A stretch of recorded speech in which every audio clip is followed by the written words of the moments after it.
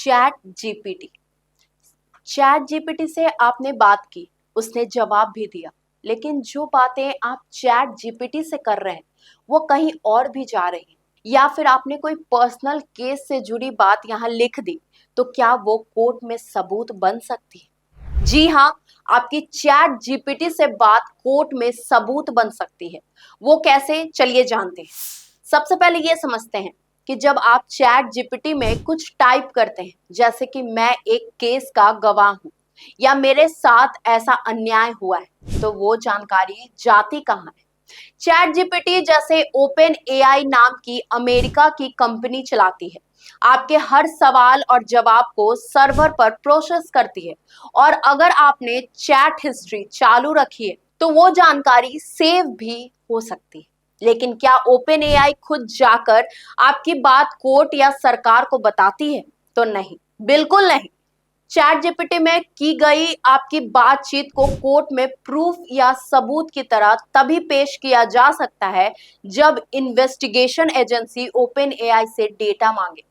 जैसे कि आपने किसी क्रिमिनल केस या लीगल मामले से जुड़ी जानकारी चैट जीपीटी में शेयर की है और किसी इन्वेस्टिगेशन एजेंसी ने लीगल नोटिस या कोर्ट ऑर्डर के जरिए ओपन एआई से डेटा मांगा, ओपन एआई वो डेटा दे सकता है। ऐसे मामलों में ये डेटा गवाह या डिजिटल सबूत की तरह कोर्ट में इस्तेमाल किया जा सकता है, जैसे chat, time spams, IP address वगैरह। लेकिन बिना कोर्ट की परमिशन के ना सरकार को और ना ही कोई तीसरा व्यक्ति आपकी चैट जीपीटी बातचीत को देख सकता है।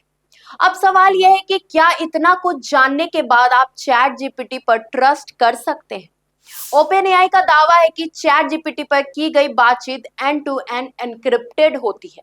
एनक्रिप्शन यानी कि एक सुरक्षा तकनीक है जिससे आप जानकारी को एक गुप्त कोड में बदल दिया जाता है। मतलब कोई बाहरी व्यक्ति आपकी चैट्स को बीच में नहीं पढ़ सकता। लेकिन ओपन एआई ये भी कहता है कि अगर आपने चैट हिस्ट्री ऑन रखी है तो आपकी बातचीत का इस्तेमाल एआई मॉडल को और बेहतर बनाने के लिए किया जा सकता है। अब सोचिए, अगर आपने कोई पर्सनल डिटेल्स शेयर की, जैसे मेरी शादी टूट गई, मेरा बॉस मुझे ब्लैकमेल कर रहा है या मैंने गलती से ये कर दिया, तो क्या आप चाहते हैं कि वो किसी डेटा ट्रेनिंग में इसे यूज करे? नहीं ना। इसीलिए चैट जीपीटी पर भरोसा तो किया जा सकता है, लेकिन सोच समझकर। सेंसिटिव बातें, ओटीपीज, बैंक डिटेल्स या फिर पहचान पत्र जैसी चीजें कभी शेयर ना करें। और अगर आप नहीं चाहते कि आपकी कोई बात चैट जीपीटी में सेव हो, तो कुछ स्टेप्स हैं जिसके जरिए आप सेफ फील कर सकते हैं। स्टेप 1, चैट जीपीटी खोलिए। स्टेप 2, सेटिंग ओपन कर डेटा कंट्रोल्स पर जाएं। Step 3, chat history and training को ऑफ कर दीजिए। अब आपकी बातचीत सेफ नहीं होगी और ना ही उसे एआई मॉडल में ट्रेन किया जाएगा।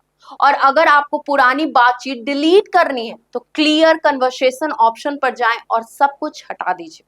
चैट जीपीटी में दिया गया डेटा फिर कभी वापस नहीं आएगा, ना ओपन एआई के पास ना किसी एजेंसी के पास। चैट जीपीटी एक कमाल का टूल है जानकारी पाने के लिए, सीखने के लिए और तेज सोचने के लिए। लेकिन हर ताकतवर टेक्नोलॉजी की तरह ये भी सही यूज और सीमाओं पर निर्भर करता है।